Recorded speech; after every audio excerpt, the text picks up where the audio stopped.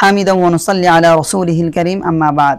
আজকে আলোচনা করব যে কোরআন তেলাওয়াত না করলে কি কি সমস্যার সম্মুখীন হবে।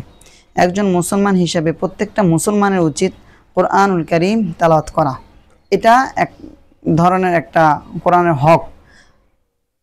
আল্লাহ রাসূল সাল্লাল্লাহু আলাইহি ওয়াসাল্লাম বলেন, আফযালুল ইবাদাতি তিলাওয়াতুল কোরআন। কোরআন তেলাওয়াত করা হচ্ছে আল্লাহ সুবহানাহু ওয়া তাআলার যত ইবাদত আছে সবচাইতে গুরুত্বপূর্ণ এবং সবচাইতে মর্যাদাপূর্ণ একটা ইবাদত কোরআন মাজিদ তেলাওয়াত করা। অন্য হাদিসে বলেছেন যে কোরআন শিখে এবং শেখায় সে হচ্ছে সর্বোত্তম ব্যক্তি।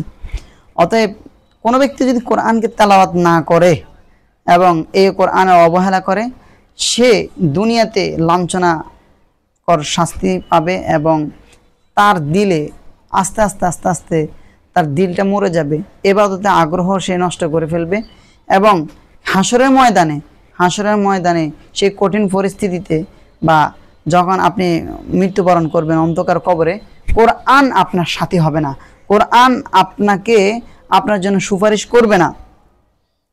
এছাড়াও কোরআন তেলাওয়াত না করার কারণে আপনি আল্লাহ সুবহানাহু ওয়া তাআলার আযাবের সম্মুখীন হতে পারেন। অতএব কোরআন প্রত্যেকটা মুসলমানের, সে চায় হাফেজ হোক, সে চায় হাফেজ না হোক, সে কোরআন যদি শিখতে না পারে, কোরআনকে শেখার জন্য চেষ্টা করা এবং সে কোরআনকে শেখার জন্য যত ধরনের চেষ্টা মেহনত সব কিছুই তার চালিয়ে যাওয়া তার জন্য ওয়াজিব। অতটুকু পরিমাণ কোরআন পড়া বা মুখস্থ করা ফরজ, যতটুকু পরিমাণ তার জন্য ফরজ করা হয়েছে। অন্তত একজন মুসলিম হিসাবে অন্তত 5 থেকে 7টা ছোট ছোট সূরা তার মুখস্থ থাকা তার জন্য ফরজে আইন, যা মুখস্থ না পারলে নামাজ হবে না এবং তা হতে হবে সহি শুদ্ধভাবে। এমন যেন না হয় যে আপনি কোরআনের এক অক্ষর উচ্চারণ করতে গিয়ে অন্য হরফ উচ্চারণ করে ফেললেন। এরকম তেলাওয়াত আল্লাহ সুবহানাহু ওয়া তাআলার কাছে গ্রহণযোগ্য না।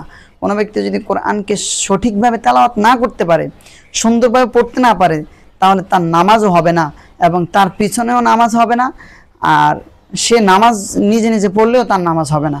আর যারা